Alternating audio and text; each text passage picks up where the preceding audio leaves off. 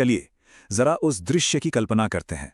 पराक्रमी राजा रावण की एक बहुत ही भव्य और सच कहें तो डरा देने वाली सभा, जहां उसके सबसे महान योद्धा अपनी शक्ति के घमंड में चूर बैठे हैं। माहौल में सत्ता और अहंकार की गूंज है और ठीक तभी उस सभा के बीचों बीच शांति से एक दूत आता है। ये शब्द रावण के हैं। अपने सिंहासन पर बैठे हुए अपने अभिमान में वो भगवान राम का अपमान करते हुए कहता है, अरे मैं तो देवताओं, यक्षों और गंधर्वों तक से नहीं डरता, तो फिर ये जंगल में रहने वाला मामूली इंसान क्या चीज है। ये शब्द सिर्फ उसका आत्मविश्वास नहीं दिखाते, बल्कि उसके अहंकार का वो अंधापन दिखाते हैं जो आगे चलकर उसके विनाश का कारण बनने वाला था। अब रावण के घमंड से भरे शब्द सुनकर राम के दूत अंगद के दिल में स्वाभिमान की एक आग सी भड़क उठी। भाई, अपने प्रभु का ऐसा अपमान कोई कैसे सुन सकता है। अंगद ने फैसला किया कि वो इस चुनौती का जवाब जरूर देंगे, लेकिन शब्दों से नहीं, बल्कि एक ऐसे काम से जो रावण के अहंकार के सिंहासन को जड़ से हिलाकर रख देगा। अंगद ने गरज कर कहा, तू बार बार मेरे प्रभु को इंसान कहकर उनका अपमान कर रहा है।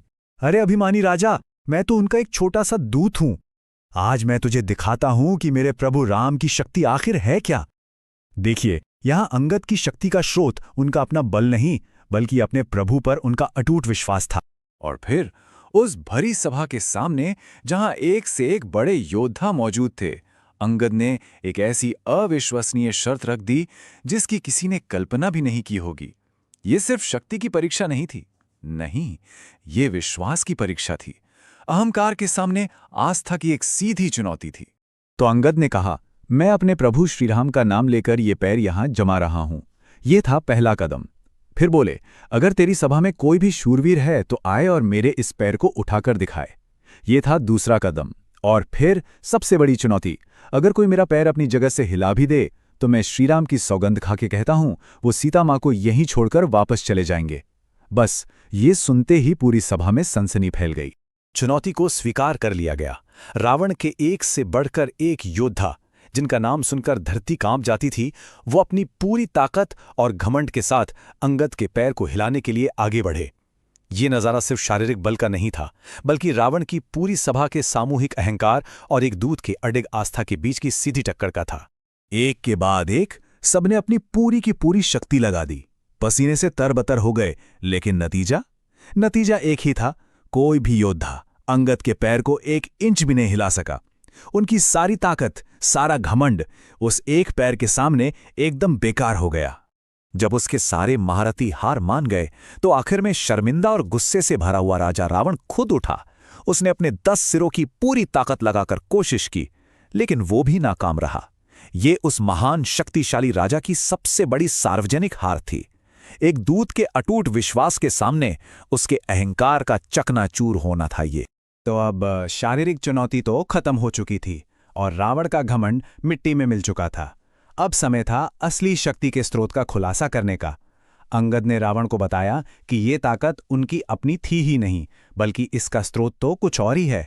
अंगद ने हारे हुए रावण से कहा, मेरे पैर पकड़ने से कुछ नहीं होगा। अगर बचना है तो जा और प्रभु राम के चरणों में झुक जा, सिर्फ वही तेरा उद्धार कर सकते हैं। इस एक वाक्य में अंगद ने सब कुछ साफ कर दिया कि सच्ची शरण आखिर मिलती कहाँ है। तो इस पूरी कहानी का सार क्या है?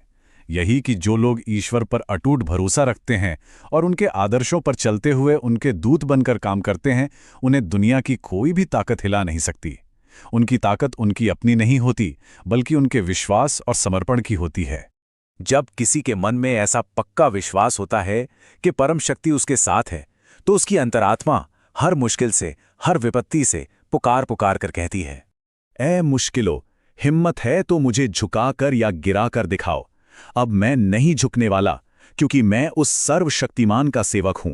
यह पूर्ण समर्पण की अंतिम घोषणा है, जो एक आत्मा को हर डर से मुक्त और अटूट बना देती है।